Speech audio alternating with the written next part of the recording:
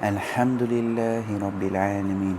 Wa sallallahu wa sallam ala nabiyyina Muhammadin wa ala alihi wa sahbihi ajma'in. So I want to make a continuation of a little bit of my story about after I came to Islam, how did I come to studying knowledge, and just a little bit about how the beginning of my journey after coming into Islam led me to now coming to then study the Deen over here in Egypt. So before I came into Islam, I always had basic desire to learn about God and to learn about the Deen, whatever I thought was the Deen at that point. But I always had like a theological desire to go forward and learn about these things and then also spread knowledge about this. So this is something that even before I came into Islam, I had this about me. So I had this desire of learning and then like teaching other people. And I had read the Bible through many times and gone down that road of thinking, what I thought. And so once I came into Islam, I definitely was not someone who was sufficed just to take a little bit pieces here and there and just kind of keep going about my life doing what I was doing. I never wanted to be someone that was just a lay person. I always wanted to be someone who was knowledgeable and I could actually understand the religion and go and move forward with that. So when I became Muslim, like very shortly after it, I realized there's a ton of things I don't know. And so I did my best. Like the day after I became Muslim, I went to the Masjid and I figured out how to pray and these different things. And of course, learning the prayer itself, I was like, wow, there's a lot to this prayer that I don't know. I realized that they're praying in Arabic, so I need to learn how to say these things in Arabic. Okay, Allahu Akbar, I know this. But and what about the Fatiha? And there was a person that was in the masjid that told me, he's like, do you know the Fatiha? And he would get me he was telling me to learn the Fatiha. And I was like, oh, yes, okay, I'm going to learn it. And so I would sit in the masjid right after I became Muslim. And I had time to do this, as opposed to maybe some people they have a lot of other responsibilities. But the way that my life was set up at this point in time was it gave me a lot of time to sit in the masjid and to learn. And so there was a brother in the masjid that was Algerian brother, and he taught me the basics of the Deen. And he's a lay person. He was more like a friend than anything. But he, of course, a basic person, a basic Muslim that knows how to worship Allah, this person can get a new Muslim very, very far. There's basic things that a new Muslim needs to learn, such as how to make wudu properly, when is their janaba, okay, how to do this. And a basic person knows just the basics. You can tell a new Muslim a lot of these things and help a new Muslim along the way. And then inshallah this person gets rewards for all of this. And he taught me the Fatiha, and he got me to read, and he also taught me the basics of Arabic. And I would bring my iPad to the masjid, and he would write on it. He would teach me the letters and tell me about them, and he would give me words, and then he'd give me translations of the words. And some of these basic things really brought me to want to learn more. And I would see him occasionally. He would start speaking with Arabic with other people around me, and I was like, wow, this is really cool that they speak in Fusha, and they're speaking. And there was a brother also that was in the masjid that went and studied in Medina. He was from Michigan. He's a American born and raised, and he went to Medina and he came back and he was teaching there. And so I would sit in his classes where he's teaching little kids in the kutab, or they would have a place for the kids to learn Quran, and they would memorize and whatnot. And I was of the kids. I went in there as a grown man, but I was learning how to read. So I got one of those papers where they have all these different letters, and learning how to pronounce the letters by themselves and then putting them together and going through that. And I would do this on weekends, and then also at these weekend classes that I had. Eventually I got to the point where I could read Quran from the end of Juz Amma. And then also at the end of this, I also started up daily with one of the shuyukh that was in the masjid. And just me getting connected with a single masjid was great. Great for me. A lot of them were Ethiopian and whatnot, so they didn't speak English very well. So of course, finding people that can explain things to me properly, it was a little hard. So I had my few people that understood English that I would go to and ask them for these things. The other people that I would see in the masjid and whatnot, and then we would talk with what we could understand.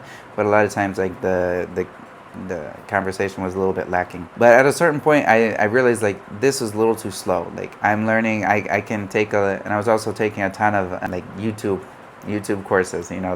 I would take like lectures from Bilal Phillips when I became a Muslim. Like when I first became Muslim, he's got like a new Muslim course that I took from him, and it was definitely like it was good for me to learn some of these basic things, talking about what do you wear, what does a Muslim wear, how does he do these things, and so I learned from him as well. And also at the beginning, I was learning from Dr. Zakinik, and I was listening to his lectures. I don't think this was necessarily the best thing. Like the people that told me, they're like, "Oh, go listen to lectures."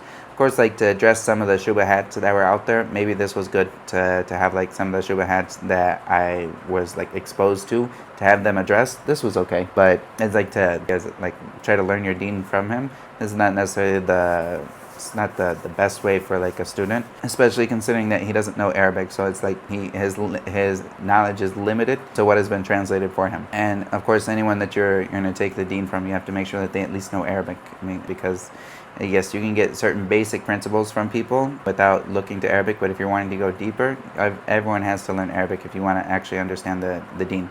And this became clear to me that like there was a barrier between me and the actual understanding of the Islamic wealth of knowledge that's out there. And this has to do with me not knowing Arabic. And so like I had learned how to recite the Quran, and I was struggling to try to get myself to recite semi-properly, and I had a teacher, a sheikh that would go with me every single day and teach me. Like I would recite like from the Mus'haf, reading from the Mus'haf, recite to him, and see if I could recite new things properly to him. And I would just repeat for like almost an hour sometimes on a single page, just repeating, trying to recite. And it was heavy and it was hard for me as like a new Muslim doing this. But alhamdulillah, this was something that, of course, with time it became much easier. So I eventually wanted to learn Arabic, and so I was asking, like I had learned the letters, okay, I learned the letters, but like to actually learn Arabic as a language, so I started asking a lot of the people around. I was like, who can teach me Arabic? And I was going to the weekend classes, and it was very slow. I was like, okay, they're teaching some of the Medina book, but it was very slowly, and like with kids and whatnot, it's just not it wasn't necessarily the way to do it. And then I asked around, like in the Seattle area, about like, are there any classes going on where I can learn Arabic from? And someone mentioned that there's a class that's going on, but they're already a little far ahead, and they just do it weekly once. Like once a week, this is not going to do it for me. Like I need something that's more than this. And I was really trying to break this barrier between me and the revelation, because I personally, I don't like being a blind follower. Like, and me taking a translation from someone is essentially a blind follower. Like, yes, I understand that this person is known to be trustworthy in their like translating, but even this, it's there's a filter there, and I don't like this filter. And I encourage everyone that is out there that is considering learning their deen, you gotta learn Arabic. Don't wait for your deen to come to you in the languages you want it. Go out there and get Arabic, and then go out and explore the deen.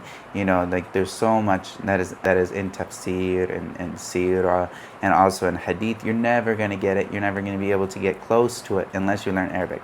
Nobody's got time to translate all of this, and if they did translate it, like what would be the benefit? You'd miss a lot. You'd miss half of it, because translation in and of itself, like, is watering it down. So I went eventually, after I exhausted my options and finding whatever I could learn. I exhausted these options and was learning somewhat online. I was like, forget it, I'm gonna have to actually go somewhere to learn. There was a couple people that came to the masjid that I was at. One of them had a member of the Dar Ulum, and these guys were telling me, oh, come to New York and study with us, and we'll give you free tuition and whatnot, because they knew I was a new Muslim. I was thinking about it, but this is like in America and whatnot. It's probably not going to be the best. And I got advice from one of my other brothers. He's like, if you're wanting to learn, you got to go overseas. I was like, okay. And he had heard me recite, and he's like, it'd probably be good for you if you went to Egypt. Like, they got really good reciters there and whatnot, and you'd probably like going there. And then he also, like this particular brother, may Allah bless him and reward him, he recommended that I come with him to Tarawih. It was about an hour away from SeaTac area. It was like down in Tacoma.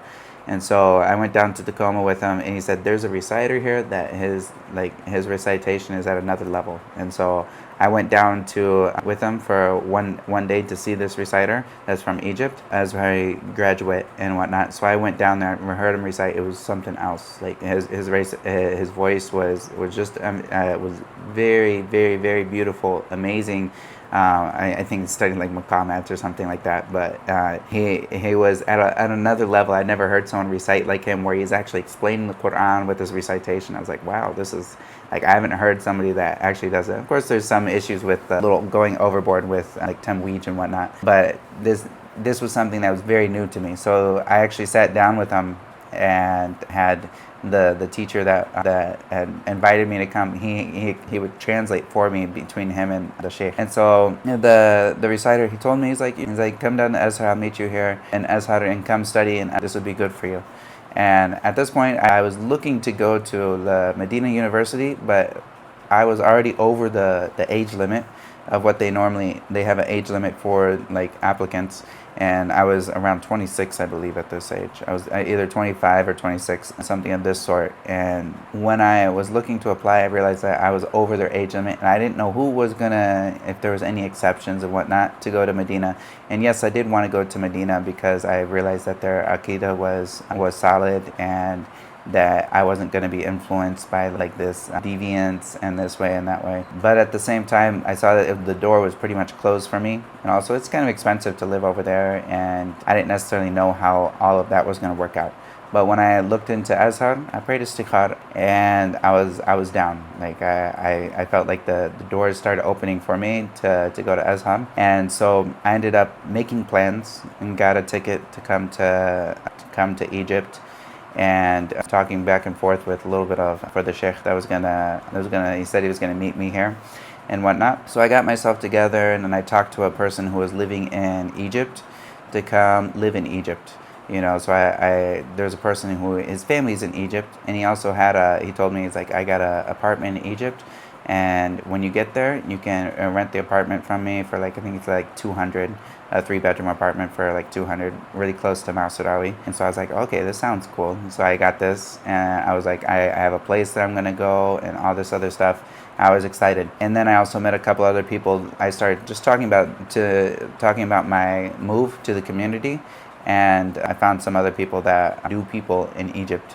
And there was a brother that had some friends that were, or like co-workers that were in Egypt, that he said, oh, they're gonna meet you and they're gonna see you over there. So I got my ticket and whatnot, and I went over to Egypt, and I had a place that I was expecting to go. The day before I leave to go to Egypt, I talked to the brother who was going to rent me out this place that I pretty much had set up, and he told me, oh, I gotta break the news to you, all the electricity and the water is all shut off, and like the only way it will turn back on is if I go over there and do it, and I'm not going to be over there for another 3 or 4 months.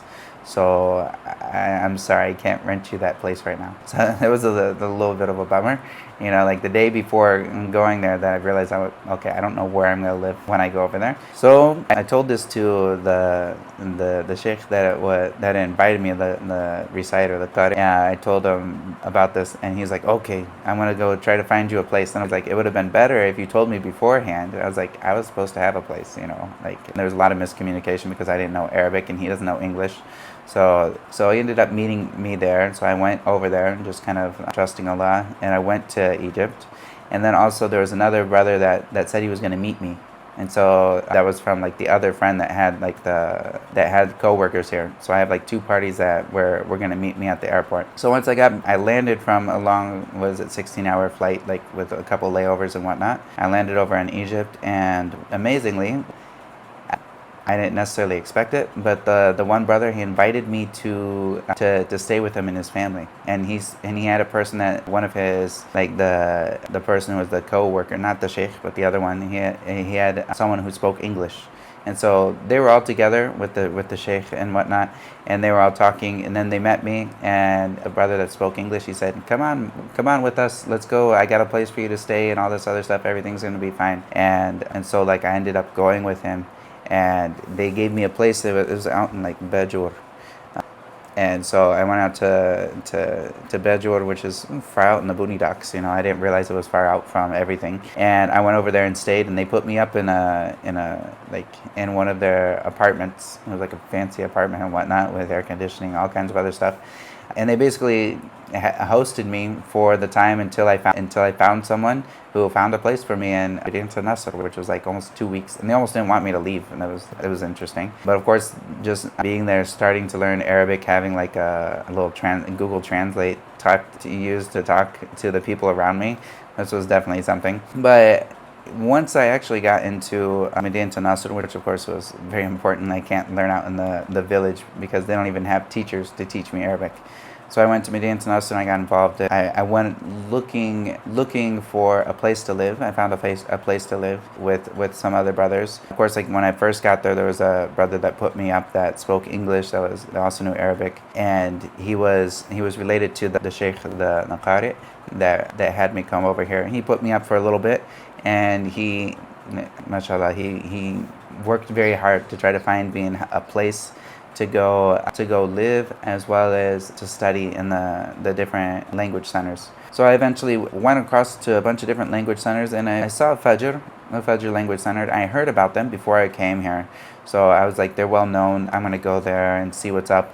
And then when I went there, they said, oh, we can do a iqama for you. I didn't realize anybody can get an iqama in Egypt. Like, this is not a big deal.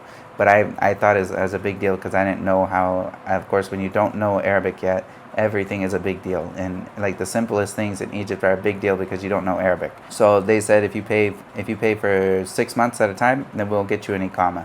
I was like, oh, there's an iqama service. And so like I paid for the 6 classes, or like the 6 levels at the Fajr Language Institute, and it was like I think around 125 or 115 if there's a deal for the extra things at that time. $125 or $115 for every level. So I ended up paying this in dollars. Like, this is, they're definitely more expensive than everyone else. And I didn't check everyone else that was out there, so it's okay. They have a name and a reputation, so okay. So I ended up going there and starting up with them, and they also got me eventually they got my iqama with their services, or with the lawyer that was doing his work there. And so once I started studying in the language center, I realized that there was a lot that I needed to learn. And of course, they were running around with the phone saying "batih" with the picture of a picture of a watermelon, and "tufah" with the picture of an apple, and having us repeat back and forth to them. It was like little kid stuff. But of course, this was something that helped at the beginning. And we're going over Beni Yadayk. The first couple levels of Beni Yadayk, like the first book or two, like the first 2 juz, they're boring. But after this, it became like the second book started to get somewhere, and then the third book, I was like, oh, okay, this is like something I can actually enjoy. And of course, like the beginning of Arabic for everyone is going to be kind of tedious. You got to plug away and work, do the best that you can. And also at this time, I started reciting I found a sheikh that spoke English at Markaz Ma'asrawi, and I started reciting to him. And also all of this time though, like, I would not waste my time when it came to like the resources that were on YouTube. I would listen to a lot of lectures that were on YouTube that were in English and whatnot, so I could get whatever I could, from the Deen, and try to make sure that I was learning all of the other things, even if it was just in English, to kind of bridge that gap. And this was definitely beneficial. I went through a lot of the lessons from Sheikh Abdurrahman Hassan, and also Muhammad Tim Hanbal. He was of the first people that I actually found. And especially he had like courses that talked about protecting yourself from the jinn. And if you've seen my previous video about like my past when coming to Islam, I needed that. And so like this I learned when I was in America. I would go over all of the lessons that I could get from him anywhere I was on the car. I was like in a car going to a place on the bus. I would listen and try to listen to lectures, all of this, before even coming to Egypt. And all of this definitely helped me when I came to Egypt and started learning Arabic and then putting this all together. It definitely was nice that I had a basic understanding in English before coming in and learning it in Arabic. And of course, nothing beats Arabic. Like, there's no price tag that I can put on Arabic that I could say like it's worth this much. No, there's no price tag. When you're sitting in Salah and you can understand what is being recited, and you can really feel it from like your heart, and you understand like the meaning of the Quran, and you can ponder it. This is something that is, there's not a price tag on this, man. And so like anyone who is trying to go and learn, like learn Arabic, and so that you can understand what Allah said to you.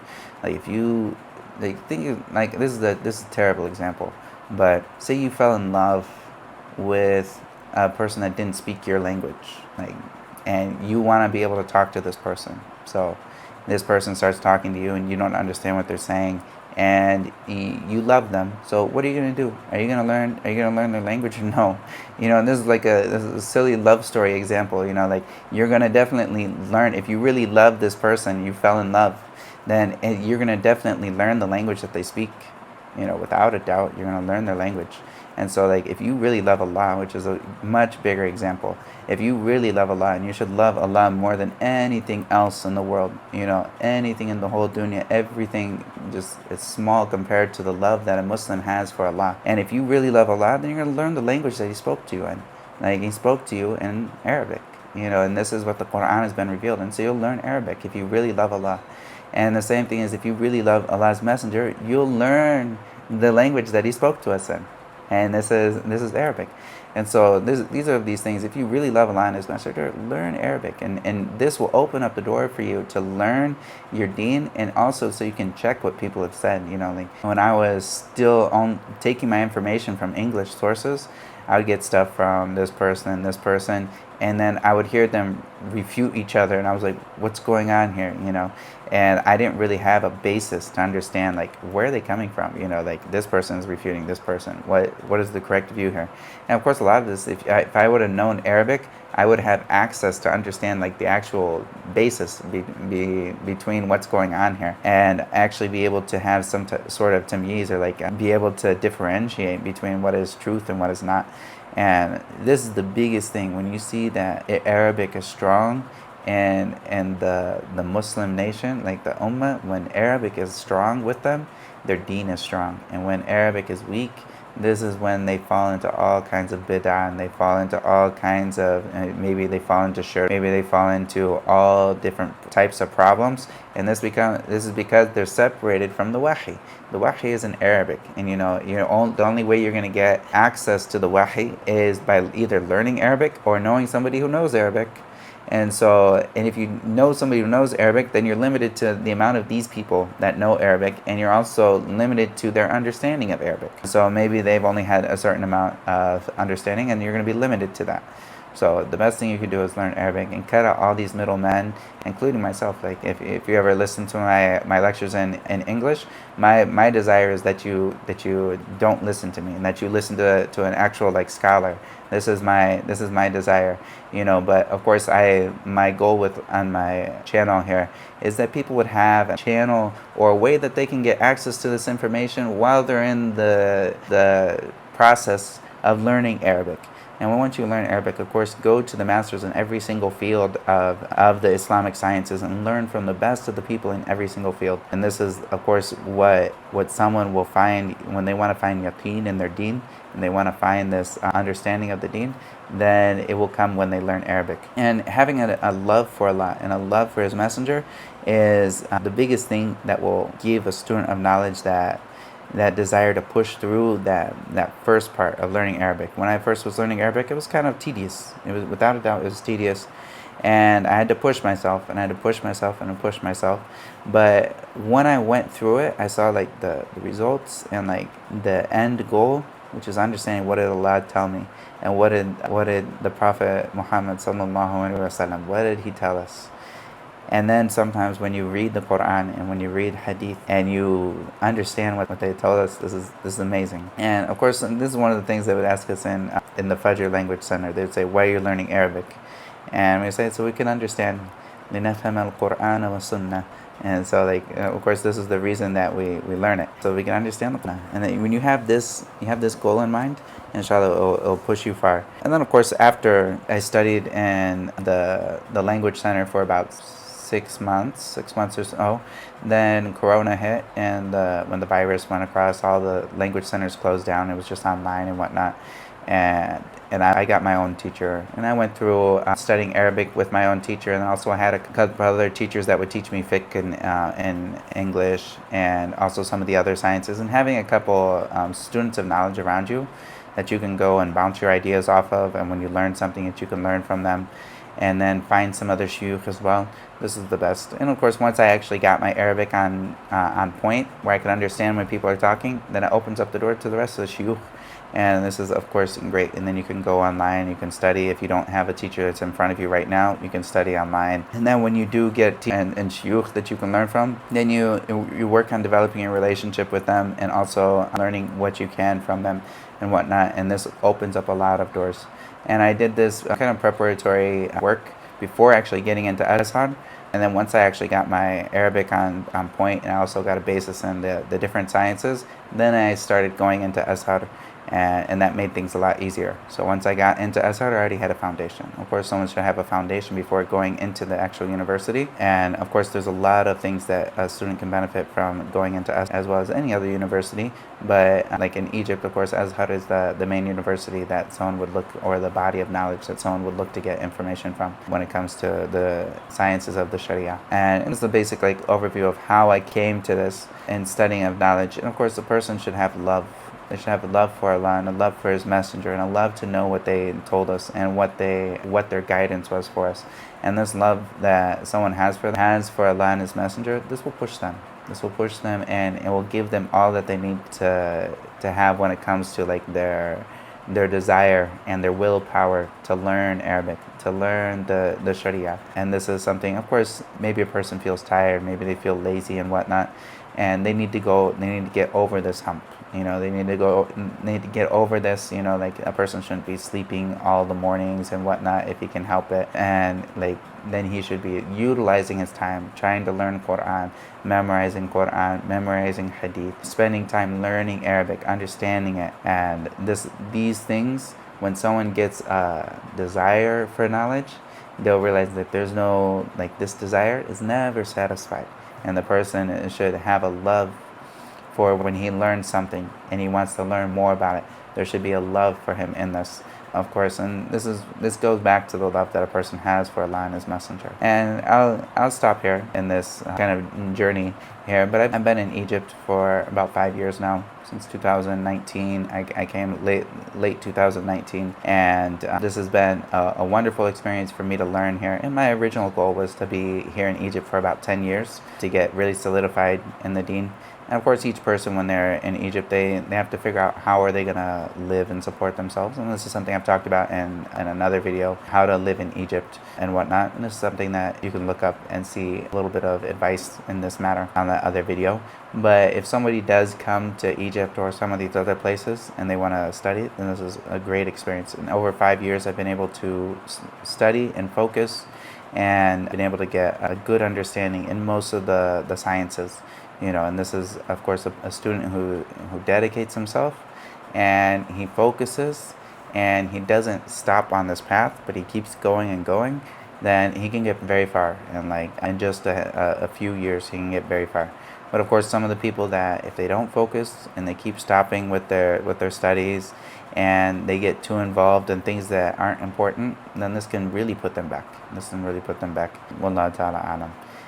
And just a couple note about some of the sects that I found within Islam. At the beginning, when I came into Islam, I didn't know anything about. All I knew was Sunnah. I knew Sunni, and then later I heard about Shia, and I was like, okay, Sunni and Shia, I'm a Sunni.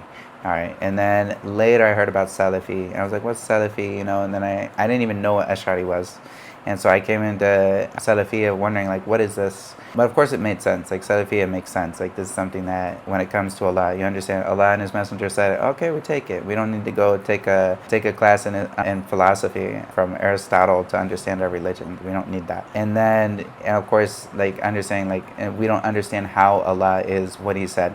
We just understand that Allah is as what He said, and we understand a basic meaning, and we just keep going. As opposed to saying that Allah didn't mean what He said, okay. And so when I found, the issues I found with, the Salafiyya were just some of the people were a little over rambunctious about some of these things, and I've addressed this with my Salafi Strife series. But alhamdulillah, I was led to like the Aqidah of the Salaf without necessarily knowing all the names and the titles and whatnot and getting involved in those things. And then once I came to Egypt, I did find that there was Salafis here, and also those who claim the manhaj of the Salaf and whatnot. And when I first got here, I was around a lot of them, and they actually were very hardcore, and they would go overboard in a lot of things, and they were very, very cultish. And once I was surrounded by them because of like the masjid that I went to and whatnot, then I kind of just I separated myself. At a certain point, I realized I was like, these people, like these they're like types of them and whatnot. I was like, these people are not something I can like sustainably be around. So I separated myself from like their cliques and whatnot, and I didn't spend time with them. And then once I got away from like I was like living with them. So once I got and moved out from them, I found a ton of freedom. Like my time was like there was a lot more time for me to study what I wanted to study without them getting into ridiculous arguments and whatnot. And then after that, I was able to just like study like free from like this. And kind of cultish mentality that I had there, and then after that, like for the most part, like I've been able to find people that are like, like they're Salafi and whatnot. And I try to make sure I have friends that are good friends around me that are gonna push me towards what is good, and also that I don't get too involved in like friends, like having like tons of hangout time at the juice bar and whatnot. This is not something that a student of knowledge should do. This will ultimately waste his time, and he's not going to get a lot of benefit from what he's doing. And so I try to limit my time out with the guys, And of course, getting married is another thing as well. And if you marry an Egyptian woman or any Arabic woman, which is, I recommend Arabic woman if it's Egyptian, okay. But like when you learn Arabic this way, this is the best way. And of course, like this is one way that someone can increase their knowledge in Arabic is to marry an Arabic woman. Like this will help you out so much, especially if she doesn't know English. This is the best way because you're going to be forced to learn Arabic. And of course, this is one of the best ways for someone to get a good understanding. Of course, if they don't know Fusha, this is another thing. You have to learn Fusha for yourself. But at least you'll get a great vocabulary and you'll get a good understanding in general. And you're going to be forced to speak in Arabic. And this is like of the best ways to solidify it. Wallahu ta'ala a'lam. Wa sallallahu wa sallam ala nabiyyina Muhammad wa ala alihi wa sahbihi ajma'in.